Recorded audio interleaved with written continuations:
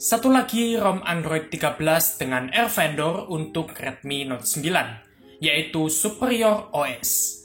Apakah ROM ini nyaman untuk daily use, atau malah berat karena Android 13? Kita akan ulas bersama di review Superior OS Android 13 untuk Redmi Note 9. Ini adalah initial build untuk Air Vendor Redmi Note 9. Kernel bawaannya adalah 4.14.299 Iceware dengan patch keamanan di 5 November 2022. Masih cukup baru. Superior OS Android 13 ini sudah include GApps, jadi kalian tidak perlu repot-repot mencari GApps yang cocok. ROM ini belum di-root dan safety net-nya juga pas. Jadi untuk kalian yang menggunakan aplikasi perbankan atau e-commerce akan berjalan lancar di ROM ini. Widefine pada ROM ini juga sudah berjalan di L1. Buat kalian pengguna Netflix, kalian masih bisa streaming konten Full HD di ROM ini out of the box. Buat kalian yang bertanya apakah Google Fotonya unlimited, jawabannya iya. ROM ini membuat si Melon terdeteksi sebagai Google Pixel. Hal ini membuat kalian juga mendapatkan benefit unlimited photo storage kualitas tinggi seperti Google Pixel. Mungkin cukup gambaran singkat untuk ROM ini. Langsung saja kita ke pembahasan lebih dalam. Pertama, kita bahas user interface-nya. Secara tampilan, tidak ada yang berubah dari Android 13 pada umumnya. Semua masih sama dengan desain Material U yang simple dan clean. Mungkin perubahan yang terlihat ada di fungsi toggle internet di status bar. Pada ROM ini ditambahkan toggle untuk menyalakan hotspot. Perubahan juga terasa di setelan. Tulisan setelan di menu utama dan Superior Lab bisa berganti dengan beragam kata-kata. Selain itu, grafik penggunaan baterai yang digunakan balik lagi seperti Android terdahulu yang mencatat penggunaan baterai sejak isi penuh terakhir, bukan dalam 24 jam terakhir seperti Google Pixel. Ini akan sangat memudahkan dalam pemantauan penggunaan baterai, terutama screen on time, karena data tidak bercampur dengan beberapa pengisian yang lalu. Launcher yang digunakan adalah Superior Launcher, tidak seperti ROM kebanyakan yang menggunakan Pixel Launcher. Ini membuat tampilan at a glance-nya masih menggunakan style lawas seperti Android 11, bukan style baru Android 13 yang posisinya di pojok kiri atas. Tapi tenang saja, tim icons masih berjalan di Superior Launcher ini. Dark mode pada Superior OS ini bisa diatur menjadi hitam pekat seperti ini. Jadi cakep tampilan HP jika dark mode-nya pekat seperti ini. Kalian bisa mengaktifkan Use Black Theme di pengaturan dark mode. Kedua, fitur dan kustomisasi. ROM ini memiliki menu khusus di setelan yang bernama Superior Lab. Di sini kalian bisa mengkustomisasi beberapa bagian dan mengatur fungsi-fungsi dari tombol dan gestur.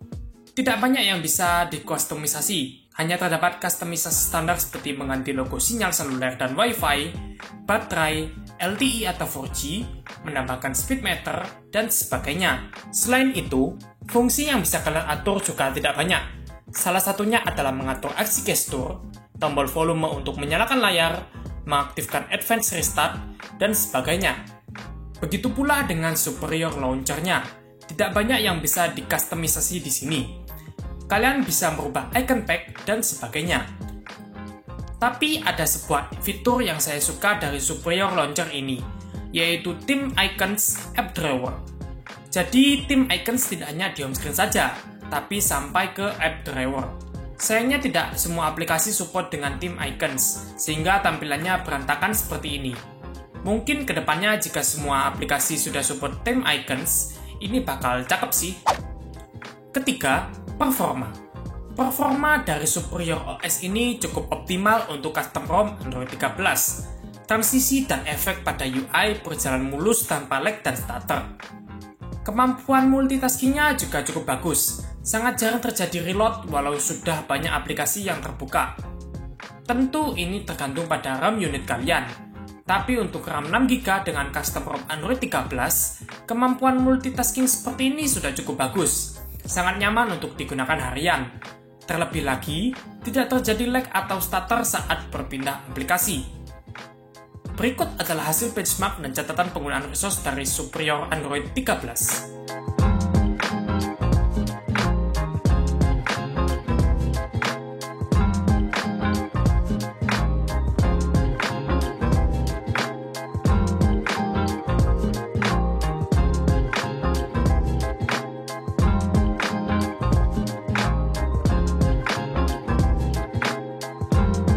Dari hasil pengujian, bagaimana menurut kalian terhadap ROM ini?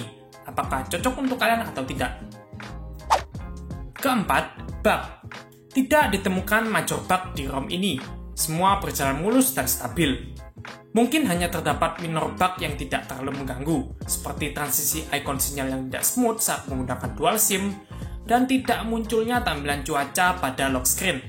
Selebihnya, semua fungsi pada HP ini aman tanpa kendala. Kekuatan dan kualitas tangkapan sinyal seluler bagus, dan VoLTE berjalan lancar.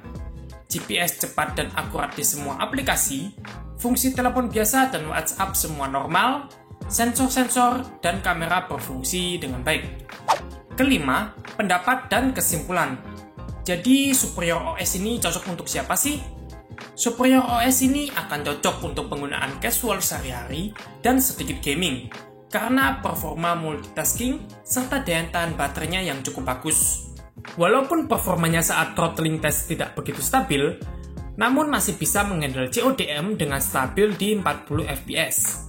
Mungkin performa yang kurang stabil seperti ini akan terasa pada game yang sangat demanding seperti Genshin Impact. Jadi untuk kalian yang gamenya tidak seberat itu, akan nyaman-nyaman saja gaming di ROM ini. Keenam, saran instalasi. Jika kalian tertarik untuk mencoba Superior OS ini, berikut beberapa saran dari saya.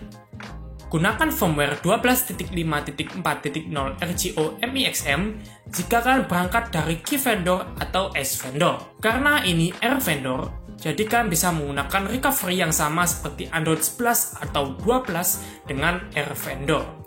Jika kalian ingin root ROM ini, gunakan Magis Delta karena entah kenapa Magis Official bootloop di ROM ini.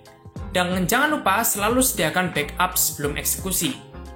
Sekian dulu untuk review singkat dari Superior OS Android 13. Semoga bisa bermanfaat untuk teman-teman.